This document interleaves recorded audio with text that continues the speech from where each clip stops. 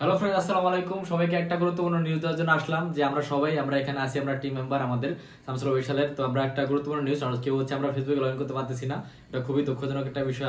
আমি যখন হুট করে সবার আগে আমি এই নিউজটা দেখি যে আমি কথা বলতেছিলাম ফোনে, তো হুট করে তখন আমি ফেসবুকে ঢুকতে যাই, দেখি যে ফেসবুকে ঢুকে না। পরে আমি জয়কে বলি যে জয় তোমার ফেসবুকে একটু ঢুকো বা আমাকে একটা মেসেজ দাও। ম্যাক্সকে বলি, তারপর তোমাদের অভিজ্ঞতা একটু শেয়ার করো। আমি প্রথমে অফলাইন ছিলাম অনেকক্ষণ, তারপরে যখনই ফেসবুকে ঢুকতেছিলাম তখনই আমাকে এক্সপায়ার্ড দেখিয়ে সবাইকে বের করে দিচ্ছিল ফেসবুক থেকে। এটা কেন হচ্ছে আমরা সঠিক কারণ জানি না। তারপর আমি আরিয়ানকে জিজ্ঞেস করলাম, আরিয়ানও আমাকে মেসেজ দিতে নিছিল। হ্যাঁ, মুন্না ভাই আমাকে দেখাইলো যে আরিয়ান তুমি একটু মেসেঞ্জার আমার নক দাও। তো আমি মেসেঞ্জার ঢুকলাম, ঢুকা মেসেঞ্জার নকটা দিতে যখন দেখলাম তখন থেকে লাল বাতি উঠলো। তো লাল বাতি উঠলো, মেসেজ গুলো যাচ্ছে না।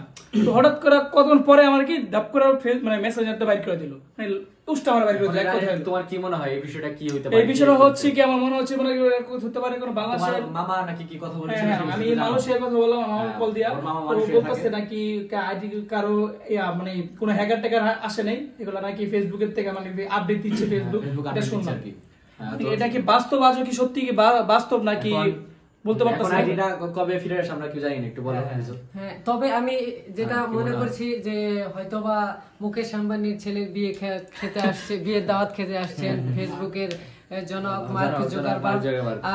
এই হিসেবে আমার মনে হচ্ছে যে সে কোনো চমক দেখানোর জন্য হয়তোবা তার নিজস্ব ফেসবুক আমাদের আপডেট করতে হচ্ছে, কিংবা এখান থেকে আমাদের বের করে দিছে, মানে একটা চমক হিসেবে তাদের উপহার।